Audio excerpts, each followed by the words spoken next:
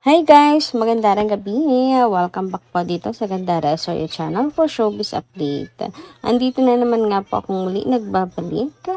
Ang nagmamaganda na yung kachismosang Kimpao, wala na nga pong iba. Ang lokaret na si Gandara Asoyo upang magatid po sa inyo ng latest update and fresh happenings patungkol kina Kim Chiu and Paolo Avellino. And para nga po sa gabing ito ang tatalakayin naman natin at pag-uusapan ay mayroon nga pong kinalaman dito mga kakimpaw sa pangbubuking po kina Kim and Paolo mga kakimpaw.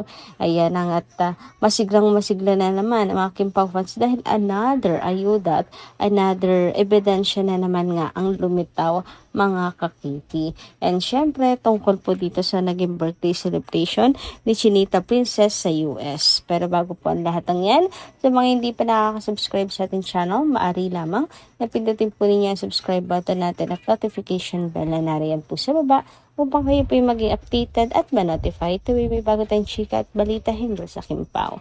Basta mga balita na may kinalaman, kina Kim Chiu and Paolo Avellino, sagot na nga po natin yan.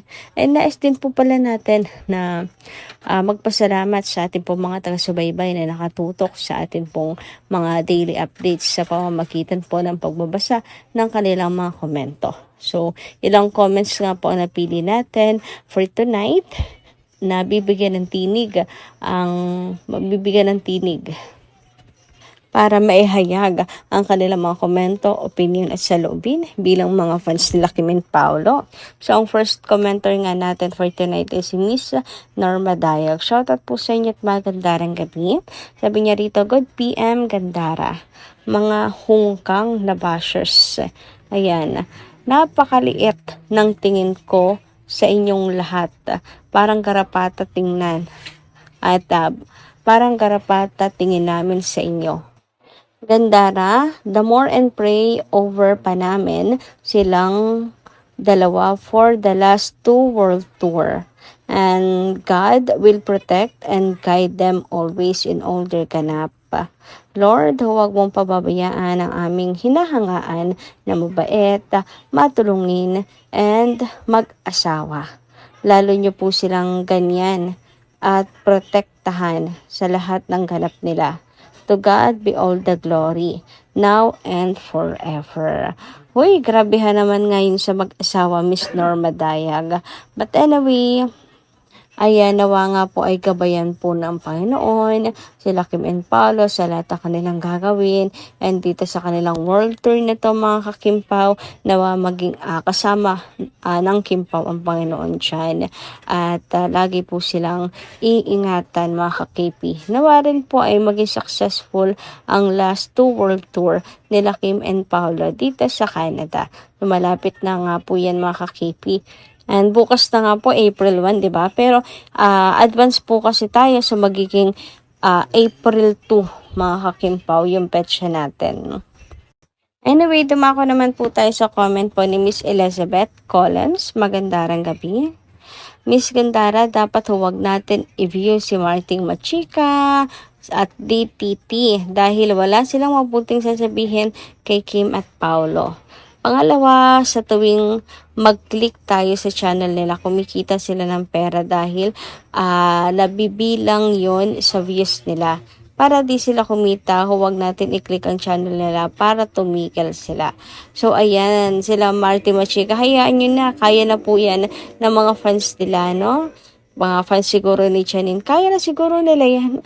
Huwag na kayong sumali pa sa kanila. Ayan, hindi natin channel yan mga Kimpaw. Kaya stress lang talaga ang maidudulot nila po sa inyo. So, dead man na lang po. Huwag pansinin.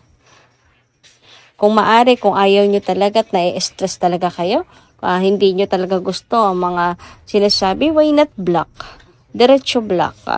Di wala na po kayong problema. Wala na pong dadaan-daan po sa inyo na masamang balita, mga kakimpaw. Kasi masasamang balita naman kina Kim and Paolo, kadalasan kawalang din naman po ng mga bashers ng Kimpaw eh. Kaya naman, para good vibes lang po tayo, tutok lang po tayo sa mga update kina Kim and Paolo, lalo na ngayon na may world tour nga po sila mga Kim Pao, and ginagawa ito nila Kim and Paolo para po mapasaya ang Kim Paulandia sa abroad, 'di ba? Ayan, ginagawa nila Kim and Paolo yung part nila. Kaya nawa ay gawin din po natin yung part natin. Ano po, iwasan na lang din po ngani sila. So, ayan. Wag nang i-view. Diretso black. Or scroll up na lang mga Kim Pao. Daan-daanan na lang. Wag yung tatambayan. Mahirap kasi sa iba, tinatambayan pa eh. Anyway, sabi naman po ni Ma'am Dina Laforta sa Magandang Gabi. Gandara, ang paghina ng Kim Pao fans ay nagsisimula sa pakikipagpartner ni Paolo kay Nadine. Planado lahat. Alam ni Paolo, alam ng management, at need ni Kim umayon. May interview kay Pao na okay lang pumartner si Kim sa iba. Kung, ayan, papansinin natin, ngayon lang nangyari yung matagal nang walang pagpaparamdam si Kim. Resibo o pruweba ang kailangan natin na totoong magkasama si Kim and Paolo. So, ito po ay nung Paris Days ata na comment ni Ma'am Dina La Fortesa. Pero tingnan niyo naman, 'di ba? Ayan, hindi po humina ang Kim Pao fans, kundi lalo pa pong lumakas. Napatunayan po yan sa naging world tour nila Kim and Paolo. Lalo pa pong lumakas ang Kim Pao. Na simulan man ang pakikipagpartner ni kay Paolo sa iba, pero mananatiling sa Kim Pao uuwi, mga kakipi, kasi pending naman na yun. And tungkol nga po dito sa resibo ang kailangan natin, huy, dininig na po nila Kim and Paolo ang ating mga dasal. Sapagkat after the Paris, ayan, at sunod-sunod na yung kanilang mga paayuda. Lalo na po after ng first show nila sa Redwood City, talagang lapag kung lapag po ang Kim Pao ng mga resibo at ebidensya. Anyway, speaking of resibo at ebidensya, ito naman nga, another resibo mga Kim Pao, kung saan ay ang mga ay binuking din sila Kim and Paolo. Mga kasamahan din nila dyan. Kasi nga makikita nyo nga dito, yung dressing room nila Kim and Paolo, iisa lang. So, nasa iisang room nga lang po ang Kim Pao. And ito po yung hindi ako nagkakamali nung sa Anaheim po ito.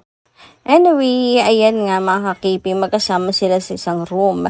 Nakikita nyo po ba yan, Han? Lalong higit po sa mga bashers, nakikita nyo ba yan?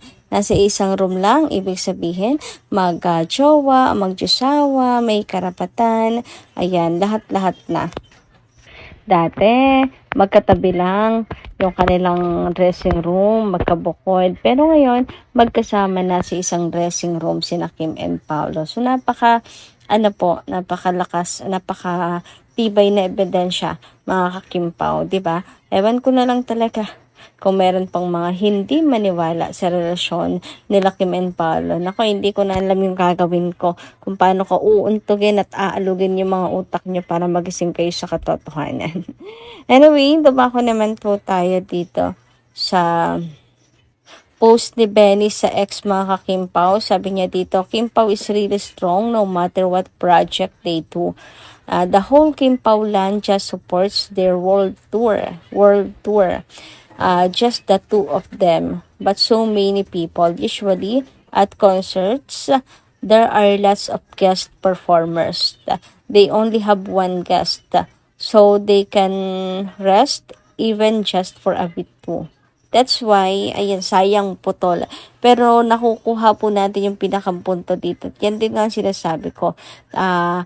Kim and Paolo lamang po sapat na. Silang dalawa lang sapat na. Hindi nila kinakailangan kumuha ng mga bibigating guests dahil sila pa lang po sapat na mga ka-Kim Pao, diba? So, ilang oras din po yun yung show nila Kim and Paolo. Pero isa lang po yung guest nila. Pero tingnan nyo naman, dagsa talaga yung mga tao. Ibig sabihin, sila talagang ipinunta ng mga fans doon. Hindi po ng mga tao, hindi po curious lang kung sino-sino yung mga darating, hindi yung gusto lang makakita ng artista, kundi sinadya talaga sila Kim and Paolo. Kasi nga, fanatic po sila. Diba? Dami po natin nagmamahal sa Kim Pao. Anyway, dumako naman tayo dito sa nag-selebrasyon nila Kim and Paolo.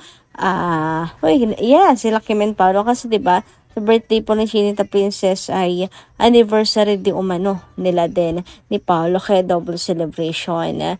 Anyway, sabi nga po dito ni Janay, it feels like he just wants to kiss me. Uy, grabe nga yung titi kasi ni Paolo Tapos may pakagat labi pa yan siya. Na para bang gustong gusto niyang halkan si Chinita Princess. So sabi nga dito, why are you smiling? Ayan, sabi ni George. Ayan, I think you remember something about lipstick. Sabi po sa post dito ulit sa X. Naku, naalala ko na naman yung sa lipstick na yan, mga kakimpaw. Di siguro makaget over si Paolo Avellino, no? Gusto pa ng round 2. Hoy, round 2. Anyway, ayan, looking forward po and praying para sa napaka-successful na magiging show nila Kim and Paolo dito sa Canada. Nawa po ay kung nadoble ng Anaheim ang success po ng Kim Pao sa Redwood City, matriple naman po dito sa Canada, sa Edmonton. O, diba mga kakimpaw? Ayan, nagmumultiply every concert or every show ang mga fans and supporters nila Kim and Paolo. Hindi malabo kasi malaki po itong magiging venue nila. Kaya naman, marami po ang makakapunta. So, nawa po talaga mapaubos ang tickets nila Kim and Paolo. Ang sarap siguro pagmasdan, no? Kapag makikita mo, sobrang daming tao sa show ng Kim Pao. So, ayan. Basta pray lang po tayo sa success nila Kim and Paolo. Hindi man po maubos, pero mga 95% mga kakimpaw sana ang maka-accommodate ng napakalaking venue nila Kim and Paolo sa Edmonton Expo Center, mga kakimpaw. So, yun lang po muna ating update. Maraming salamat po sa inyong pakikinigan. Kita kasi po muli sa mga susunod natin, chika. Maraming salamat at ingat po palagi.